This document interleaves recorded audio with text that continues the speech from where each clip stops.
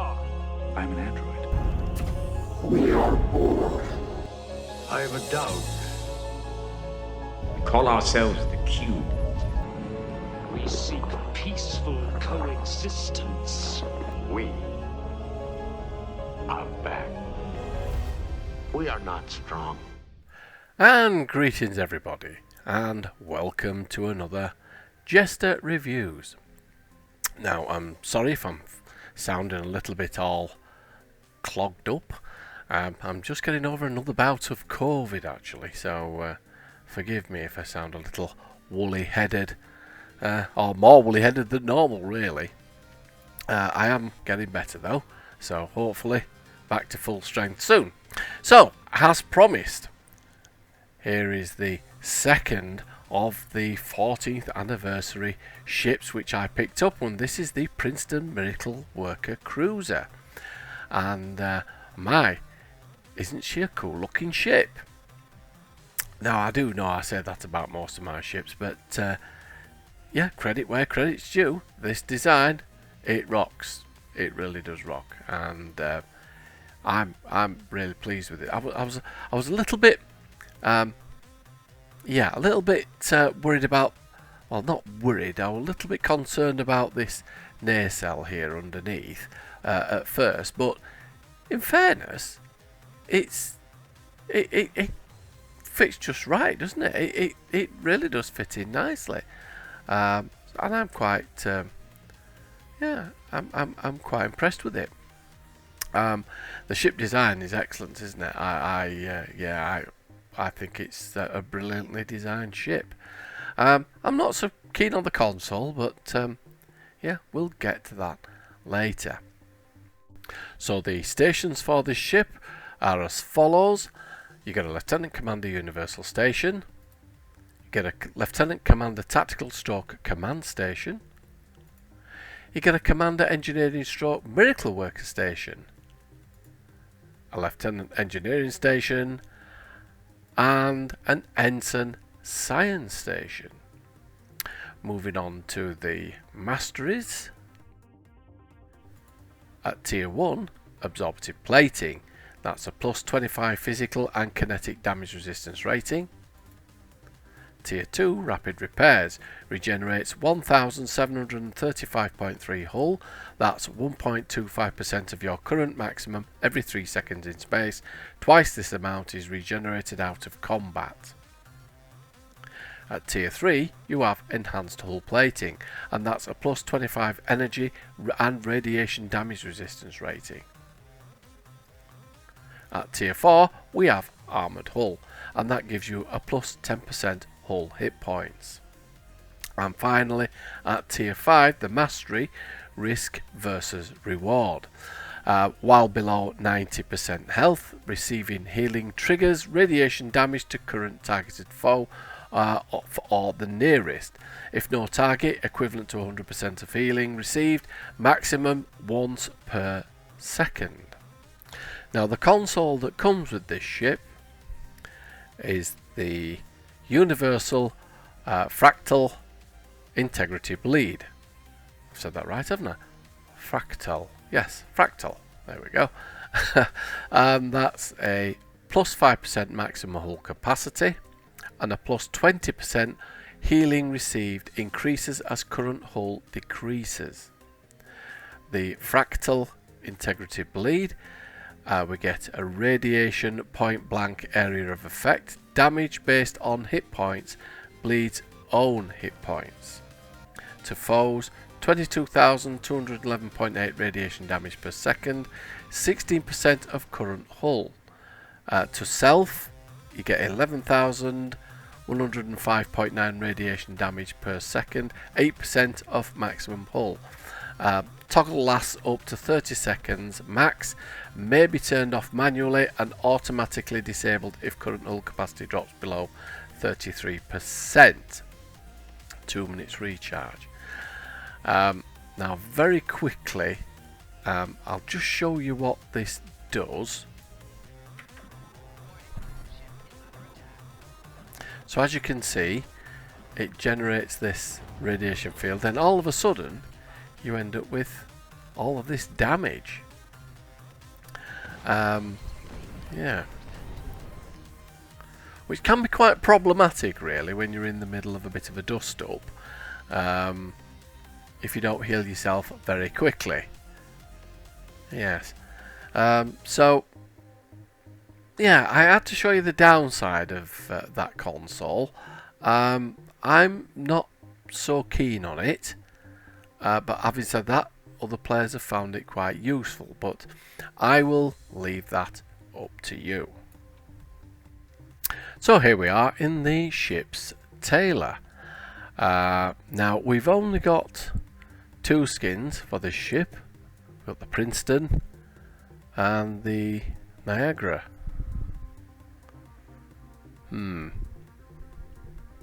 Not keen on the Niagara. I don't know why. I'm not keen on that one at all.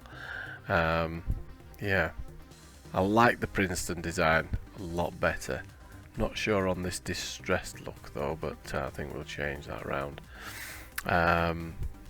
Right, let's do a bit of randomization, shall we, and see what we can do with this ship.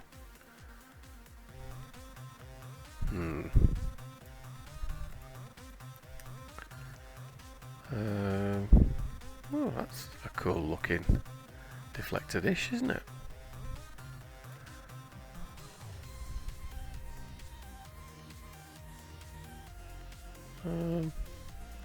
Yeah, that's not too bad, I suppose.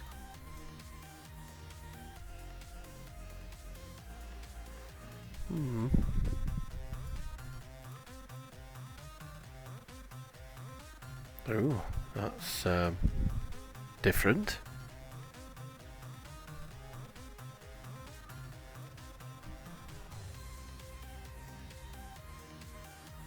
Yeah, not too bad, is it? Not too bad. I'm not. Yeah, I'm not a lover of it, but it's not too bad. Well, that was quite cool. That was quite a cool design. Yeah, I quite like that one. That's okay. Yeah, I think we've had that one, haven't we? Have we come full circle on ourselves? I think we have, haven't we? Yes, I think we have. Yes. Yes. So let's go back to the Princeton design and have a look at the materials. That's the Defiant. There we go. That's very nice and clean, isn't it? That's a lot better. Galaxy. Oh yes, very very nice and shiny. Intrepid. NX. NX refit. Odyssey.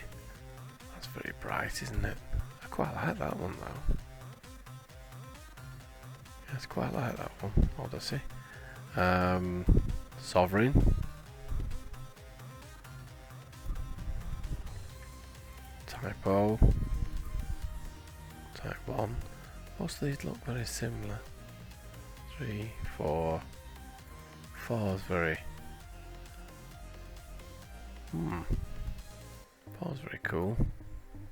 5. 5 looks okay as well. 6, 7, 7A, 8, 8B, upgrade. Which one did I like?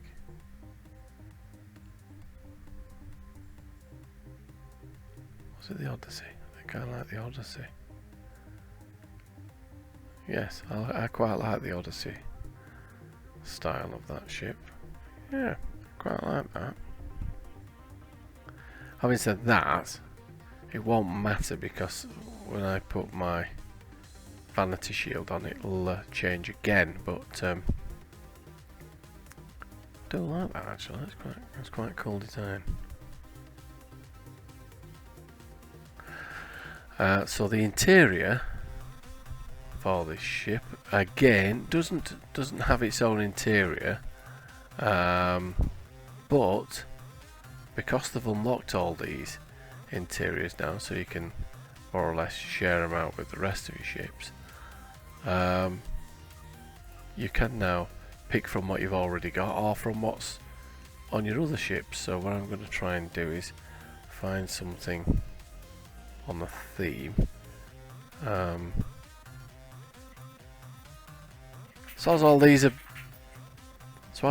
roughly based on a Galaxy class ship, I think I'll go with like a Galaxy class type bridge actually. Yes, that's my dog who's ready to go out. Sorry for that. He's yes, wanting to go out. But he'll have to wait for now until I get this sorted out. So yes, we're going to go with the Triumph bridge in this case. There we go. That will do us for now. Right, so what we'll do now,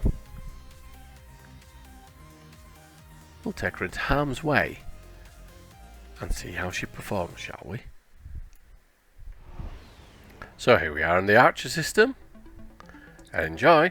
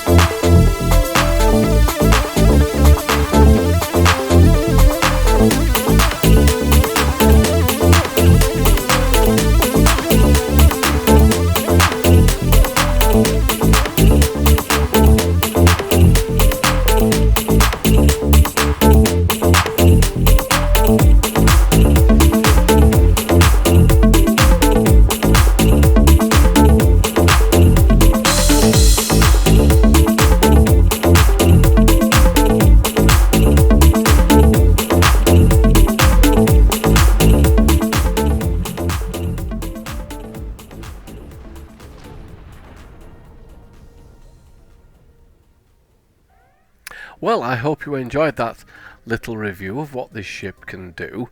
Now, yeah, she is a little pocket rocket, this ship, because I did the Japori challenge with her a few days ago, and yes, I did 3 runs with her, and I was quite shocked with one of the runs. And what we'll do is I'll show you the statistics right now, and so you know where she's on the leaderboard for the Japori challenge. And here we are. Now, I thought you would be surprised, but there you go. In 3rd place, the Princeton Miracle Worker Cruiser granted, T6-X2 upgrade with the ISOs on a phaser beam overload, 1 minute 28 seconds. This was the fastest run I did out of the 3 that I did, and I was amazed, absolutely amazed. This ship really did carve up that challenge, and yeah, I'm quite sure I could squeeze a little bit more out of this, to be honest with you, but yeah, as promised, I'm stuck with the fastest of the 3 runs, and yeah, there you go, 1 minute 28 seconds for the Japori challenge, and that's really pushed down the list there. We've got some big names there that have, you know, that this ship is in the middle of, and this is a T6 ship, a store ship. It isn't a legendary one, and it isn't a lockbox one, but there it is. It's up there with well, with the big boys, if you like. I mean, as you can see there, the Terran Hydra, that is a T6 ship as well. The legendary Kelvin Timeline Intel Battle Cruiser, that is a legendary bundle ship, and the Delkina, that's also quite a valuable ship as well, and that's a lockbox ship as well, premium ship. So she's there with the premium ships. So considering this is a 14th anniversary ship, I'm, yes, very pleased with that. 1 minute 28. As promised, let's look at the lower half of this list. Yeah, we've got 12th place there, the Miracle Worker Flight Deck Carrier. I'm sure we can do more with that one. 1 minute 46 when we change that up to a T6-X2 and give that some ISOs. I'm sure we can do more with the Demos Pilot Destroyer as well, with another phaser beam overload. Yes, the 20th place Atlantis Temporal Destroyer, which was the other ship part of this lockbox. Yes, 2 minutes 10. I have actually tried to improve upon that, but surprisingly I've not had much luck. But I'll feed back and let you know if I do change anything on there that does improve that, and let you know. But there you go, that's still in good company with the Temporal Ops Juggernaut, the World Razor, also in 19th place. So this list is coming on quite well. Yes, it's been exacerbated by the fact that we've got ISOs and now the T6X upgrades, which I'll slowly work through them for you and try to show you where, in the grand scheme of things, these ships sit as we update them and improve them. So don't forget, if you want to do your own Japori challenge, give it a go and let me know your time. Well, I hope you've enjoyed that review of the Princeton Miracle Worker Cruiser. Yep, highly recommend this ship if you get a chance to purchase her. I've certainly enjoyed using her, and she definitely is part of my fleet on my main character. And as always, don't forget, if you want to catch further reviews, please subscribe to my channel and hit that like button as well, as that really does make my day as well, to be fair with you. And speaking of days, I'll leave you to the rest of yours. So until next time, this is JeSter signing off.